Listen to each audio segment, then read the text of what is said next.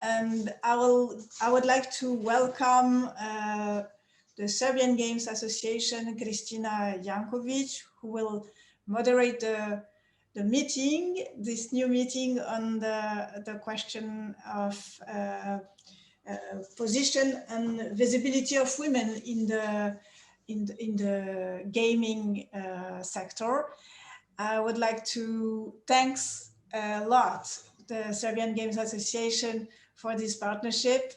I would like to welcome also our French developers, gaming developers, Jeanne Rousseau, who I see there, and also Milica Todorovic from Ubisoft in Belgrade, and representative also of Women in Games, this association collective on the web, which is very important to give visibility to women. And welcome also Maria Ilic from Two Desperados, Serbian gaming developers, to have this discussion on we all play that game on the question of visibility of women.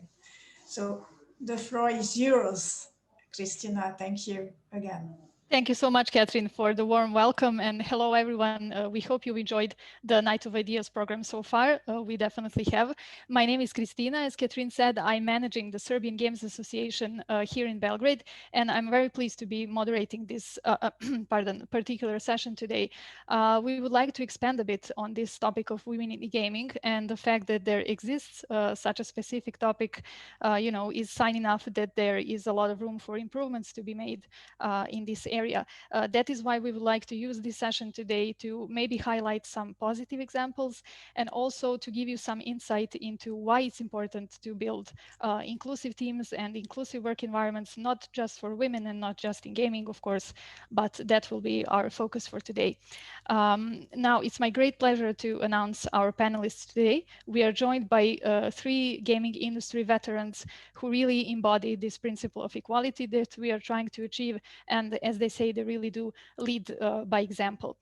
We have a special guest from France, Jeanne Rousseau. She's the founder of Spider Games in France, which is one of her many roles. Hello, Jeanne. I'm hoping you can hear us. Maybe you have to unmute yourself. Great. Yeah, I just unmute myself. Hello, I'm very pleased and honored to be with you. I'm developing games since more than 20 years now. And I began developing games while I was still developing on Game Boy Advanced. So as you can imagine, it was a long time ago. But I've worked on many different platforms and many different types of games too. I've been a 2D artist, I've been a project manager, a producer. I'm now the CEO and lead writer of Spiders. So plenty of different jobs too.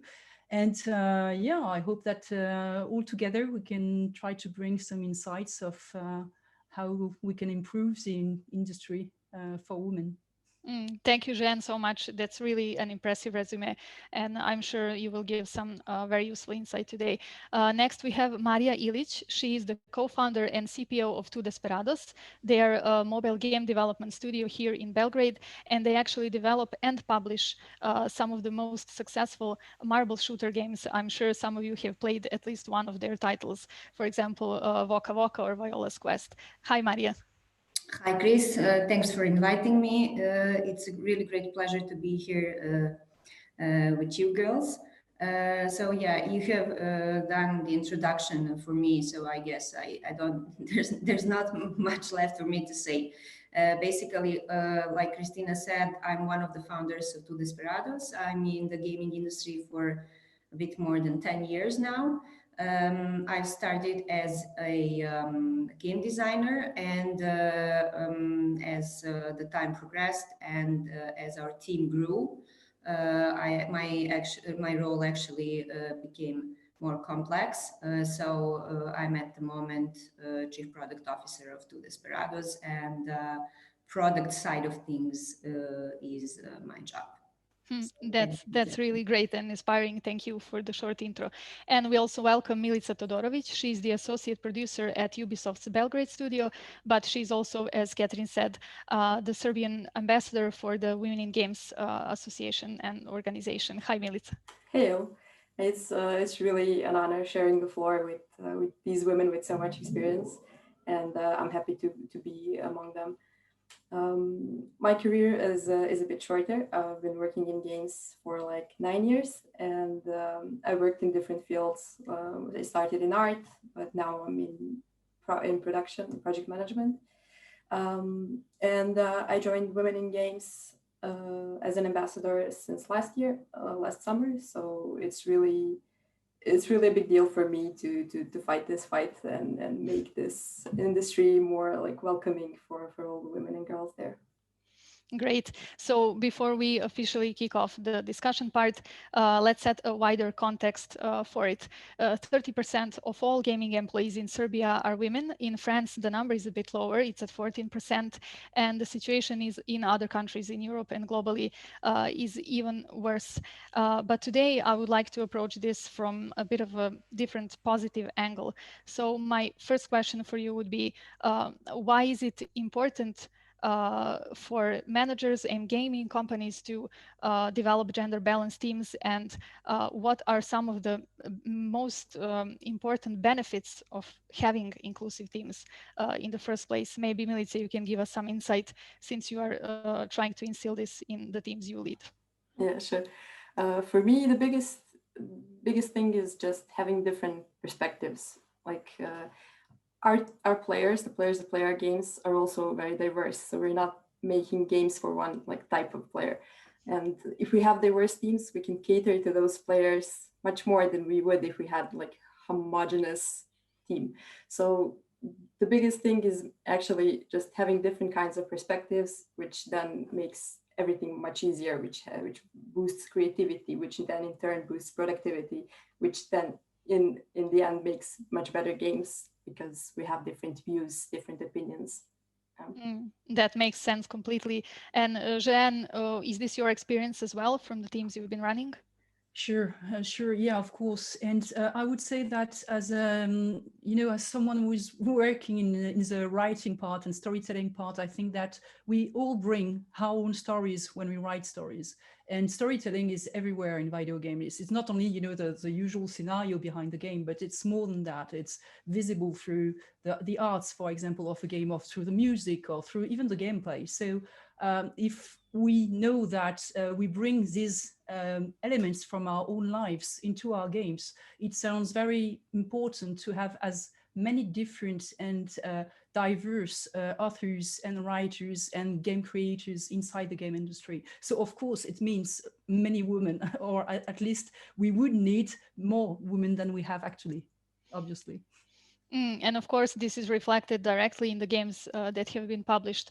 A lot of AAA titles, for those of that don't know, AAA titles are the same as, let's say, blockbusters in the film industry. They are the high budget projects.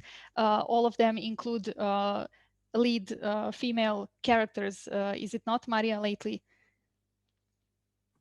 Yeah, definitely. I can agree with you, Chris. And I would just like to add to Milica's perspective. I agree with her completely. Actually, one fun fact, Milica and I work together, so we know each other very well. Milica used to work with us at Two Desperados, so I like her a lot, and I like working with her.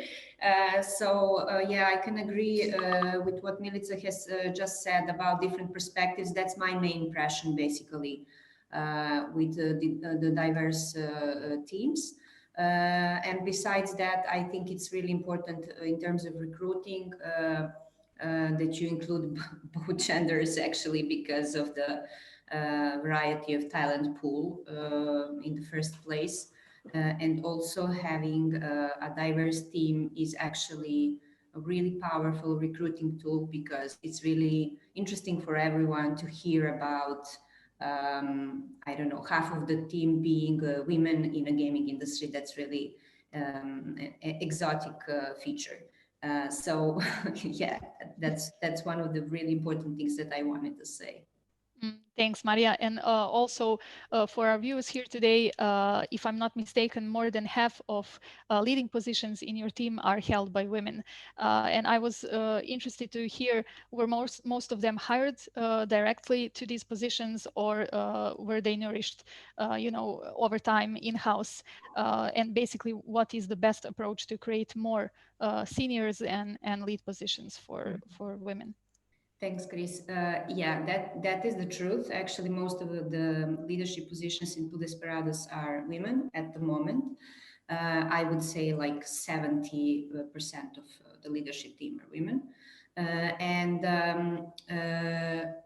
Very few of them were hired directly into the leadership positions. Most of the women have been hired to do something else. And then we have actually groom them over time to become more and more developed in those roles, which are more significant. So I can only talk based on my example that for us, for now, it worked better if we groom those women to become to become suitable for those leadership positions. But maybe some other girls can say their own experiences. Exactly, Milica, for example, you told us that you changed so many other roles, but that enables you to be a good product owner, or producer, because I remember at one of the previous conferences you said, I'm a jack of all trades. Is that what's required? I think it really is to be a good producer. You have to know a little bit of everything in the pipeline. So being jack of all trades is not a really bad thing in the industry. And I just wanted to add to what Maria said. Since I actually started my career into Desperados, I can only confirm that even on the very beginning of the company, like 10 years ago, it was absolutely the same. So everyone was equally respected and had equal opportunities. And my first leadership position was actually into Desperados. So I grew there, and then I just continued growing, and they taught me the first steps. So I'm really, really grateful for that. That's great. And Jeanne, last year you received the Pegasus Prize for Personality of the Year. I believe it was awarded by the Academy of Video Game Arts and Technologies or Techniques. Yeah. You can say the right full name of the academy. Was this based on some of the specific initiatives that you started, or just your backstory, and what can others do in their countries as well, based on your experience? Well, I can't really say why they gave me the prize, to be honest. They didn't tell me. I think it was a mix between my career, because I'm one of the old dinosaurs in the French video game industry. And also, of course, because of other initiatives. And the fact that I'm probably one of the many, but not that many, developers that are visible in France. I'm trying to participate to a lot of conferences, not only in France, but also in other countries, mostly in Europe, but not only. And I'm trying to talk not only in video game events, but also in completely different types of events, trying to speak about, well, doing video games, developing them, writing for them, and extend the influence of the video game into other fields like gamification, for example. So I think that it was for them the main point to name me for that prize. But it was also very helpful because it allowed me to talk about another initiative I'm part of, as I've joined an association, and we created together an initiative to support some students to help them join the video game industry. I think that if we want to reach a more diverse industry, we really need to educate as much as possible the public, but also the students, and to give faith to young students of any type, on any gender, of course, but also any origin, to be able to join, that they can join the industry, that they can reach an interesting position into the industry. that it's a very creative place and that can be benevolent and welcoming to people. Well, it's not always the case, we all know that, but it can be. Well,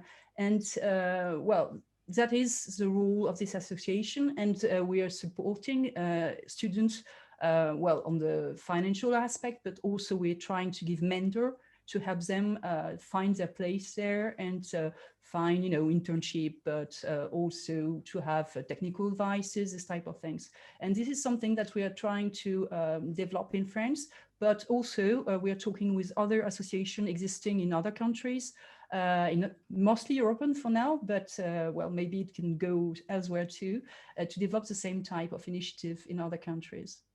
Great. Well, the best of luck with the association. But that's actually a good follow-up. You're welcome. That's a good follow-up for Milica. How was your experience so far as the ambassador of Women in Games? What initiatives are they doing right now? Can other countries approach them and other associations?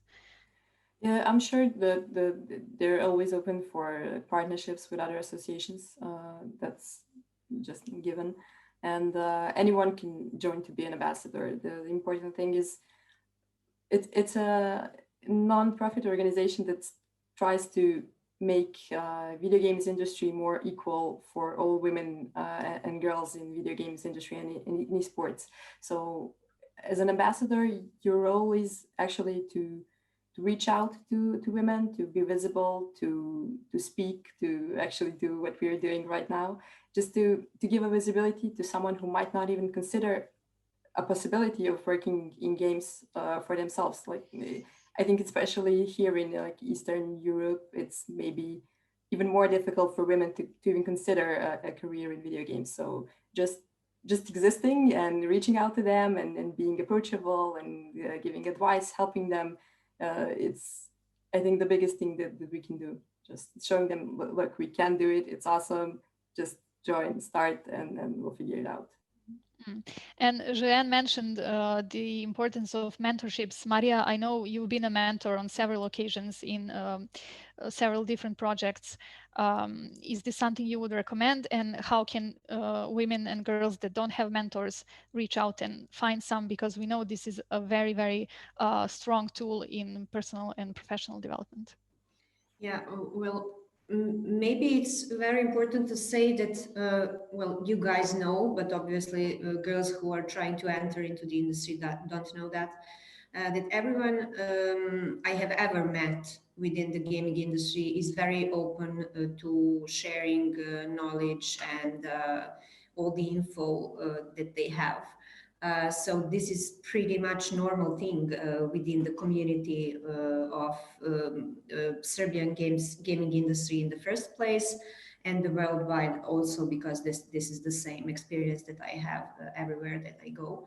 So it is really important to encourage young girls that they can approach to anyone within the industry by any means, meaning that on any kind of meetups in the normal times, of course, but now on the social media, I think that they simply can message anyone they would like to ask a question, and they will probably get the answer. So I cannot guarantee that, but on the other hand, that is my impression.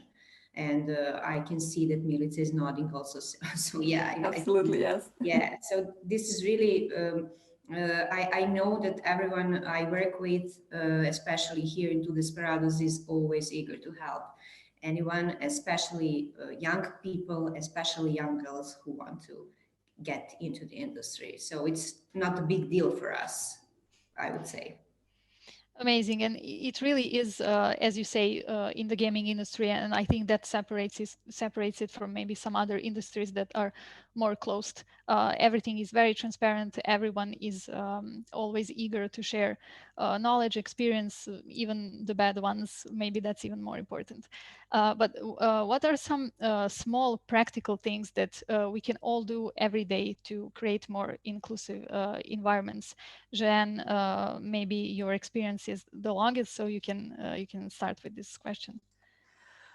Well, first, I would say that I'm trying, because we're always trying, and we can't, just find the right thing to do at the first, when you create a company, you have to learn.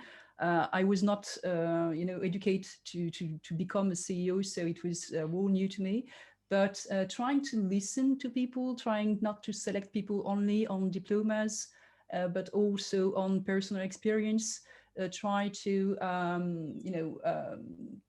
as you said, to welcome people, to discuss, to meet a lot of people through events. There are plenty of different events. Well, of course, most of them are online now, but maybe it's even easier to join them.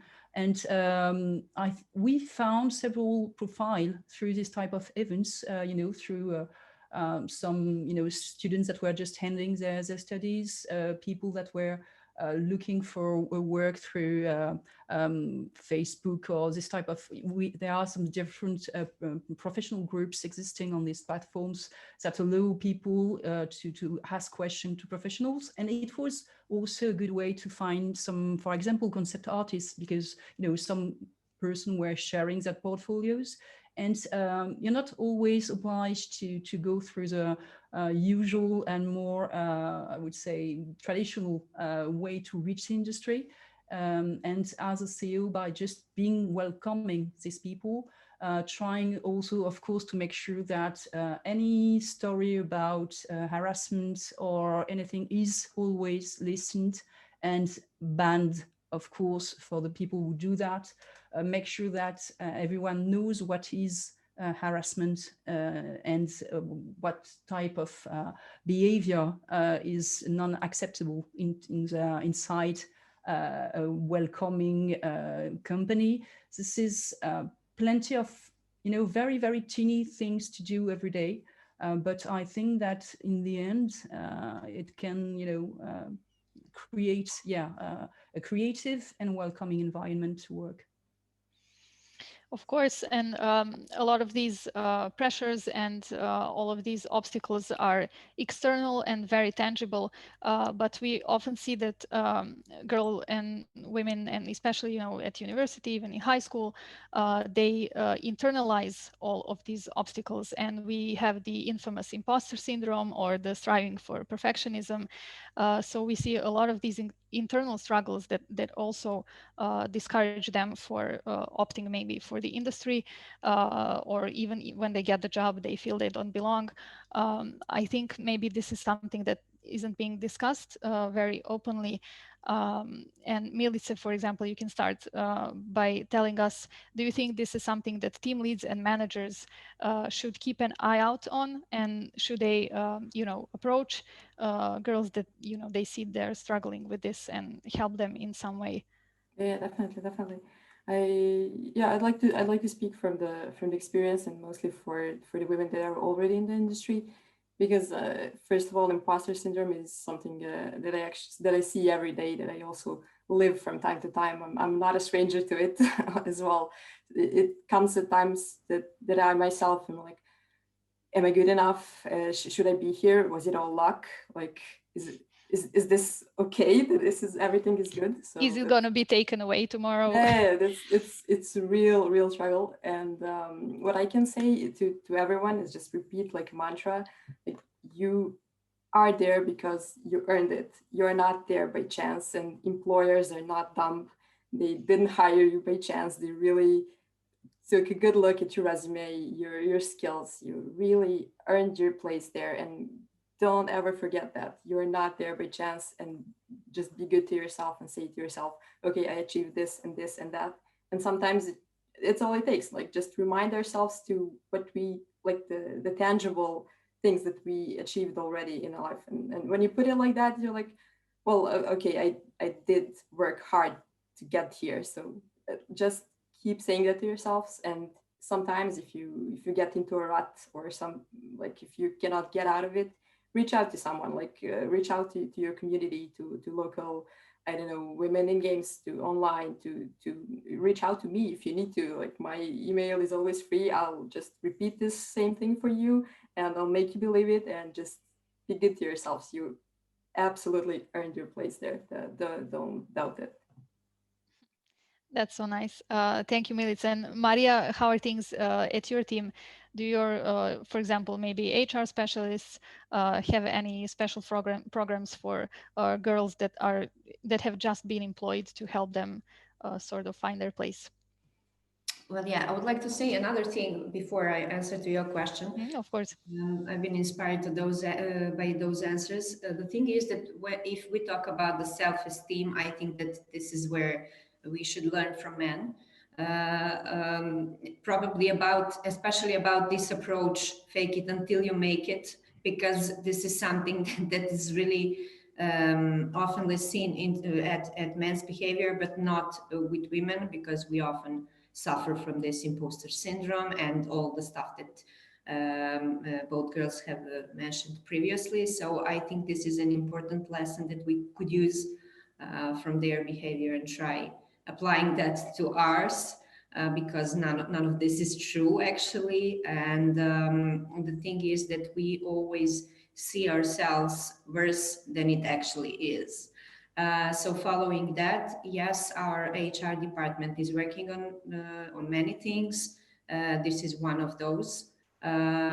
So communicating all those stuff between your peers, I think, is one of the first important steps for overcoming it. And of course, it should come from your manager. All the talking about this should come from your manager. And I think this is something that can be worked on. I can also feel this with myself sometimes, even though I'm an experienced person in this job, I can feel this also. So this is something that we all should work on all the time. There is no special recipe for that, only working on that. Exactly, and creating a job atmosphere where it's safe and okay to speak up about those things. Jeanne, your career started in 1999, so you witnessed firsthand a lot of positive changes in the industry over time. Maybe they were a bit slow, but what can you predict for the future, and can you give us any advice on how to speed things up? What were some of the good practices and what didn't work perhaps in the past? Well, even if I'm old, I'm not sure that I have all the answers to your question. I would like to just go back a little to the previous things that were said. And I think that it's part of the advice I need to say is that I had some moment during my career where when honestly, I was so disappointed by the industry. I was so disappointed by the environment. Some company I worked with were toxic, really, and it was damaging to myself, really, as a person. And I thought by the time that, okay, the video game is, it's not for me anymore. So I left for nearly 2 years, and then I came back because I realized that I was still in love with video games, and I was still, really deeply passionate by these things I could create into video games. And I realized that it was not because of one or two bad companies or one or two bad peoples that my passion has to go go away. So the only thing that I needed to do was to find, the right place and the right persons to work with.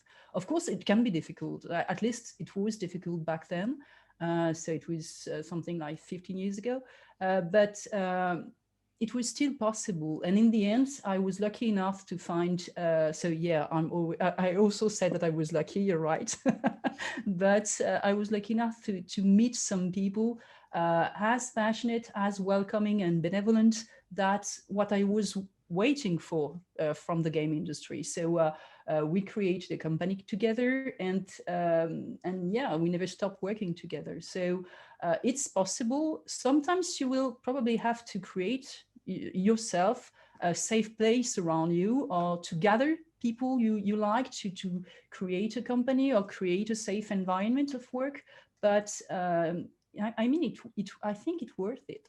And I think that if you're all here listening to this talk, it's probably because you already belong and you already believe into video games, into creation. So if you feel threatened, never accept it, and never allow anyone to go toxic over you, but just, believe enough in yourself and in your passion to, well, to find somewhere else and some other people to work with. I really think that is the most important advice to give into that type of talk, because too many people endure and some terrible situation because they are passionate and they don't want to go away. They don't want to forget about all what they've already involved into video game. But you really don't have to suffer for to work into something you love. So just find another place. And that's interesting that you mentioned that you opened up your own company, that you will govern by your own rules. And Maria is also a co-founder. So I'm guessing it's one of the fastest ways to create the environment you like, to actually create it from scratch. Milica, do you perhaps have any ambitions to be a founder of a gaming company in the future? Not yet. We'll see in a couple of years. Is that the imposter syndrome talking, or? Oh, we'll see. I don't know. You might be right. We'll see. But well, I'm always, happy to see girls that are trailing their own path. Also, Maria, I was wondering if during your experience in your company, how was your relationship with the first people that were in the company? And I know that many of them are still employed at Two Desperados. So how do you maintain this core team and then grow from there and, transfer all of these, good, sorry, you can take over. You know what I want to say. Please help. Yeah. Thank you for noticing this, because there are actually many people who have started working with us on the team and they are still with us. Actually, there were two phases in Two Desperados. Basically, the second phase started in 2016 when we published our first really successful product, Woka Woka, that Christina has mentioned. So I'm talking about the people who have joined the team after publishing that game, and a lot of them are still with us. I don't know, probably having the similar mindset and the similar feelings about the products that we are working on is something that is holding us together. Apart from the company culture that fits to us all. And if we are talking about this inclusivity, it has to come from the top, I believe. In our case, this is something that was never basically discussed. It just happened. So it's really deeply carved into our company culture and as something completely organically. That's something that all my colleagues can confirm. So all types of differences are actually really embraced at Two Desperados, and those are the topics that we never discuss or ever question. So maybe this is one of the really important things that is holding everyone together, especially the people who have joined the team many years ago. That's really a nice story and a good example, but unfortunately, I think you've been very lucky because this is something you created, and for other maybe studios and companies, this is something that has to be fought for over time. So this is not their ground zero. They need to change things as they go. Milica, you mentioned again in one of the previous conferences I was listening to where you were a speaker, you said that one of the main jobs and roles of the producer is to make sure everybody else is happy and that all different teams cooperate and work together.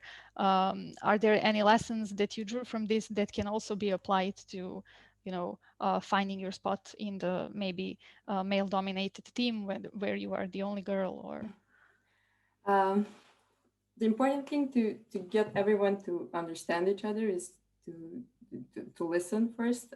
Jean also mentioned it today. It's learning to listen and to actually hear everyone's needs, then to understand their needs, and then to communicate them to someone else. Is basically, as a producer, you're like a translator, between different teams, which can also lead to being a translator between different diverse groups of people, it's all the same. So just learning to listen is really, really good lesson that I also was shared today on one of the women in games groups, and I was like, yeah, that's really to the point. Well, like, learn to listen, actually hear, actually understand, then do something with it. Don't just like go over it. I'm gonna give a chance to Maria and Jean to expand if they have any input on this as well. If there are any differences in the teams, for example, how do you get over it? Because as you said, there can appear some tricky situations that are, hard to go over. Well, I think that communication is the most important part. The better you communicate and your team members communicate, there is less chance for tricky situations. That is not always ideal, of course, and every team member is on a different level of communication skills.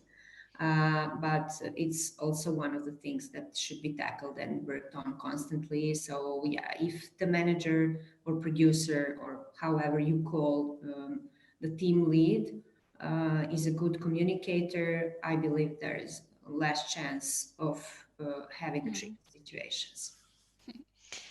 Maybe this year brought another level of difficulty because all the hires are being done remotely, and all of the welcomings to the teams are remote.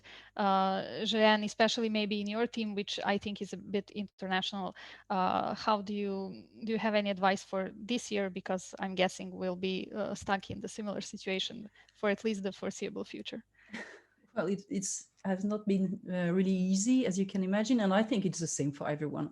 And if I was really honest, I think it's easier for the video game industry in general than for plenty of other type of jobs. I think people working in restaurant, for example, their life is probably terrible, actually. So we can't really complain about our industry, but I think I realized that it was really necessary to get in touch with everyone of the team, not only just these big meetings.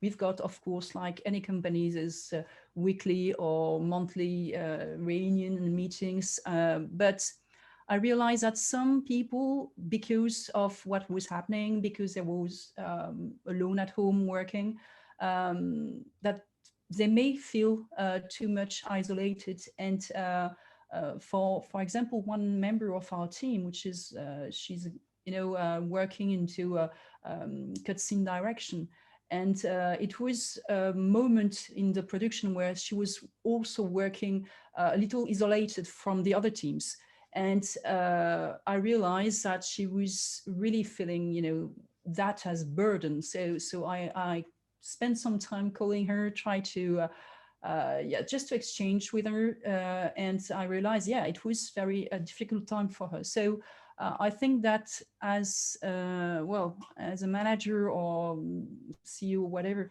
you really have to during this specific period to be more sensible to everyone in your team, to take more time maybe to just reach and say, how are you, but meaning it, just maybe in the normal or usual time we all ask people how they are, but we don't mean it. Now we need to mean it really, and to listen to them and try to understand what they are going through. And it may not solve much, but it's helpful, I think. And it's also helpful for the creative aspect, because I think that we can work, I mean, on the technological aspect, we can work remotely. It's okay, because video game allow that. But the creative aspect, it's a little more difficult, because I think that creation in video games rely a lot on exchange and sharing between people. And of course, we can do that, through this type of events, but it's still different than, I would say, the heat or what is happening when you're all in the same room trying to exchange ideas.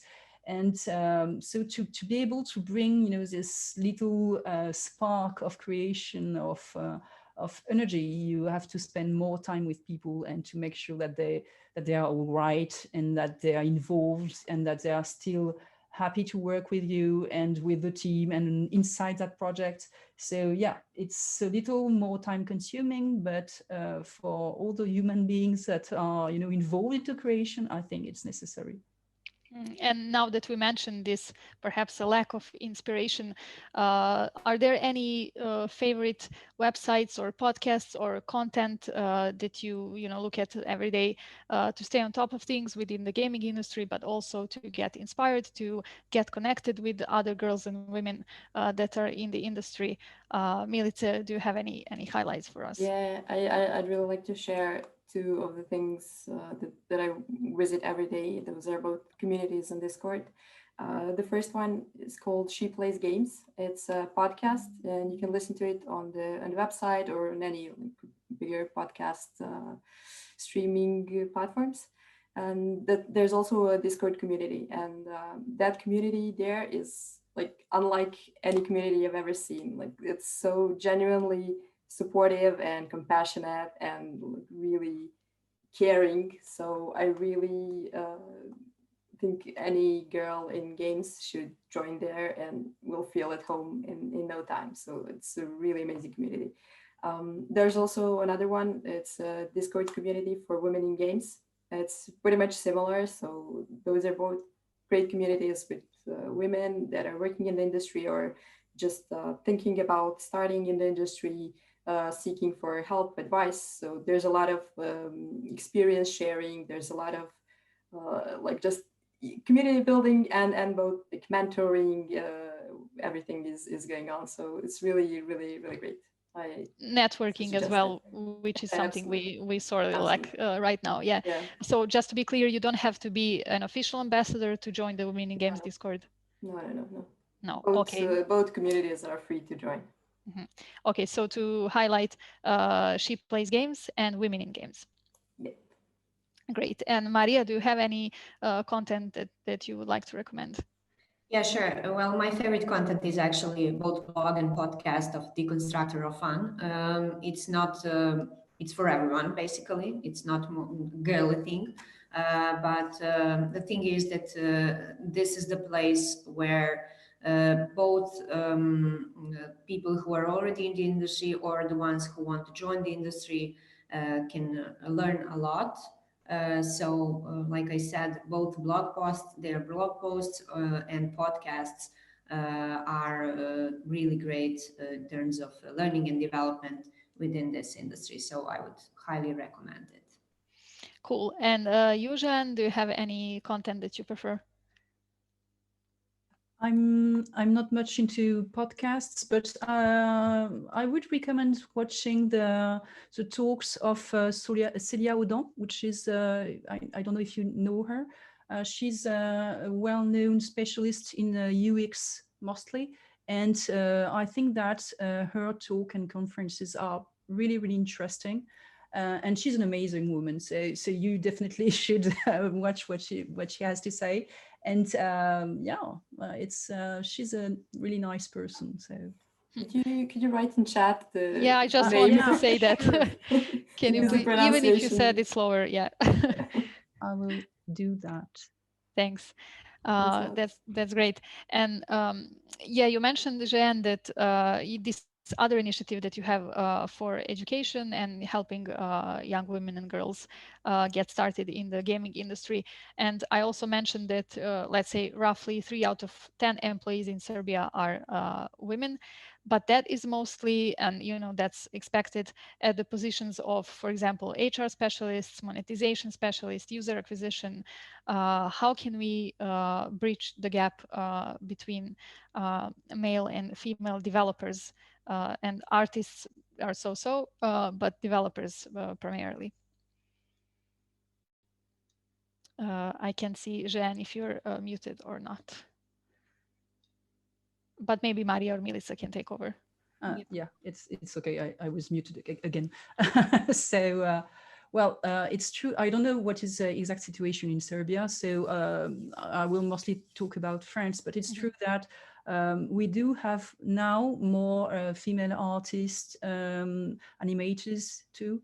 but there is still a huge gap into the, I would say, coding part.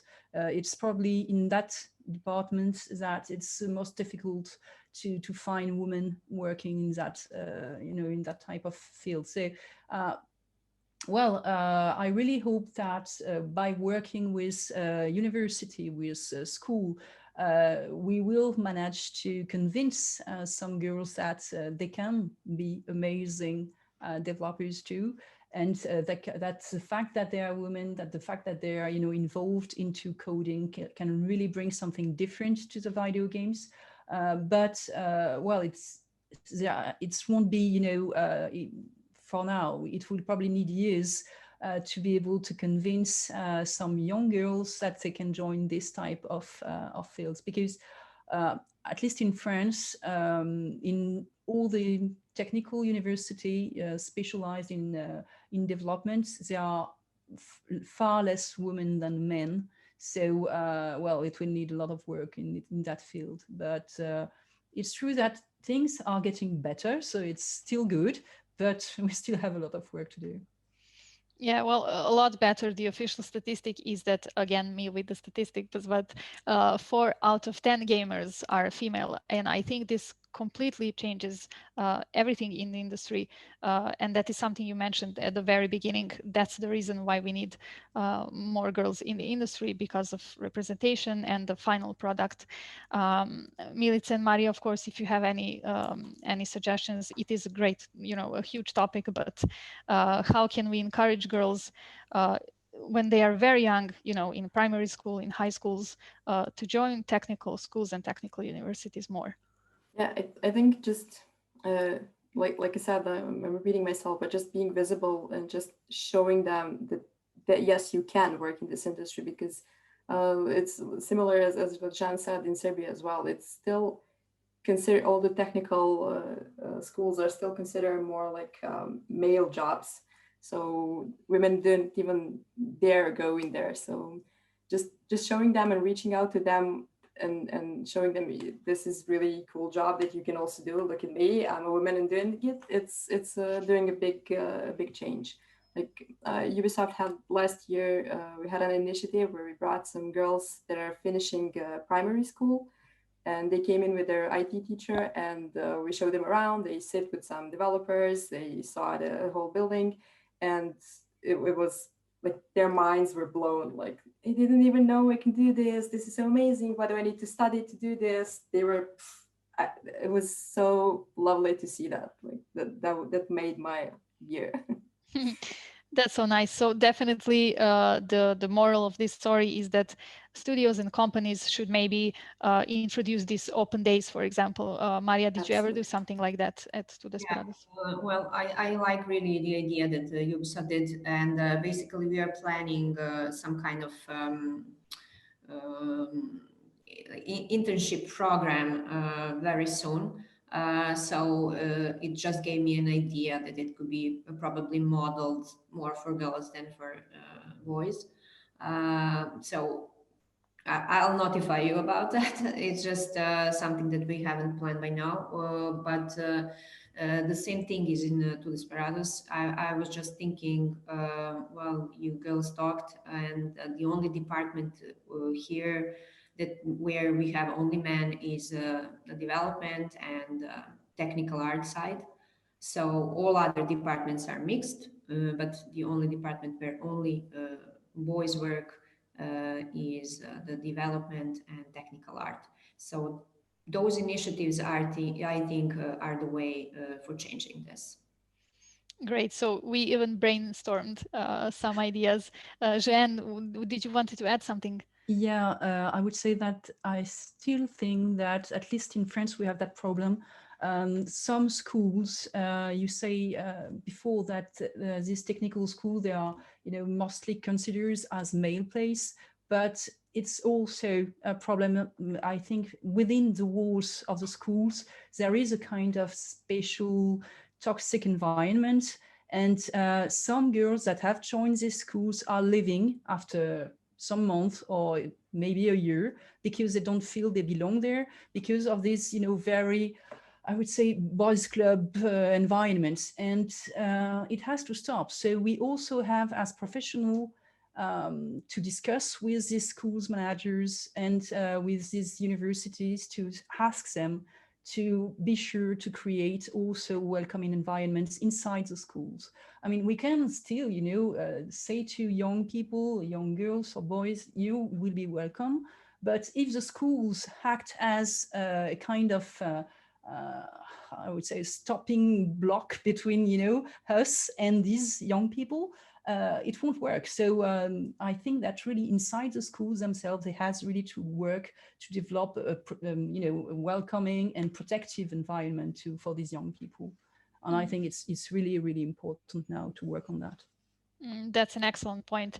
And I also wanted to say, because we have some 10 minutes left, if anyone watching us has any, yeah, it really flew by. If anyone watching us has any additional questions for our panelists, please, you can write it in the chat option and I would be happy to read the questions to our panelists. But Jeanne mentioned that she had this breaking point where she almost gave up, but she decided that she likes games too much and she needs to go back. Maria, did you have maybe a similar breaking point in your career? What are some of the bottlenecks that maybe every young professional should expect and overcome? Well, the thing with the gaming industry is that it is a bit of a gambling. It can be a bit tricky because everyone wants to get in, but very few succeed actually. So this is something that when you enter the industry, if you are a founder of the studio, this is something that you have to consider as one of the possible breaking points for you.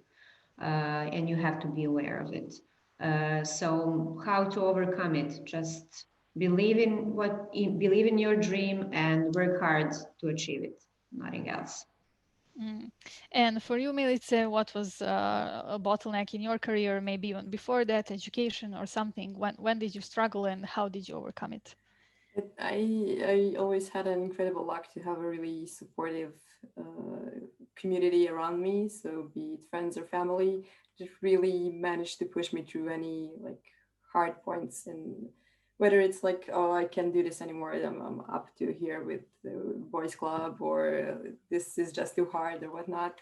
There's always, I tend to reach out to people who carry me through the tough part, and then I stand on my feet again. So that's my way of dealing with it. When it comes, I just find a way to deal with it. That's that. Great. And I would just yes, sorry, I would just add something. I think that one thing that happens often into the career of women developers is that they get pregnant and they have children. And we all know that this is a work in video games can be very demanding. And as CEOs, we also have to work on the hierarchies and to adapt things to allow women to be mother and to be developers. You don't have to choose between these two things that are obviously very important to you. So we also really need to make sure that crunch is not tolerated anymore, that you can, maybe adapt your hierarchies to be able to, get your children at school or things like that. So it is possible. We are doing video games, developed in some ways that can allow a little fantasy. You're not obliged to be very strict on the hierarchies, but it also can be a trap because a lot of companies will ask you to work a lot and of course too much. So take care of yourself, and if you see that your company don't allow you to to do that and to take your time for you, your family and your children, once again find another company, because there are some places that will allow you to take time for your family and for yourself. That's a really important point. I agree 100% with you. Thanks, Jeanne. And also, there was another panel during this day in the Night of Ideas today, and there was a talk about this campaign against harassment in the working place in the gaming industry taking place currently in France. Jeanne, do you have any first-hand information for us about that? There was also a boycott of the Twitch platform. Female esportists are really struggling these days. What are the things like out there? To be honest, yes, since I think last summer, the first articles in the newspaper were last summer, but it was in fact existing since a very long time, but no one was really talking about it. It may be, we were talking about that, in some small groups and through some events, but it was probably not well known outside of these very small groups. And it's fine that now it's finally public and, and everyone knows about that. And some big companies are trying to change their way of working, their way of handling harassment. But there is still a lot of work to do. I don't know if it's because in France there is, some kind of specific mentality, a kind of Latin thing, but I hope not. And I'm not sure that it's really a problem because I think it's an easy way out. You can always, say, that's because of the mentality. We see the similar thing, for example, in Sweden, which is considered, like a cold, reserved country. So I really think we shouldn't get into the, the habit of explaining it that way. And I think really have a strong moral imperative to really oppose all of these things and to talk about these things openly and to hold people accountable. I think it goes without saying in every industry and every country. Well, I believe we are nearing the end of this session. Thank you so much for joining us. I really enjoyed it, and I'm glad that three of you met each other. Actually, well, Maria and Milica knew each other before. If you have any last parting words, piece of advice, maybe some inspirational quotes, Maria. No, it's just keep trying, never stop. That's it. There you go. That's a great bumper sticker. Milica, any quotes from you? I'd say just be yourself. Don't hide that you're different. Show it to others so that others can feel free to be different as well. So just fly your colors high. Jeanne? That's very good advice, I would say. Stick to your dream and, don't be afraid. I mean, it can be frightening, and I've been frightened a lot of time in my life because of plenty of things, but don't stop because of that. Continue and stick to your dreams. Thank you so much. And thank you to the French Institute for making all of this possible. It was really an amazing experience to be a part of the Night of Ideas. Catherine, you can also take over and maybe do a short outro for this session. Thank you so much, Christina, for leading this conversation and this dialogue between France and Serbia.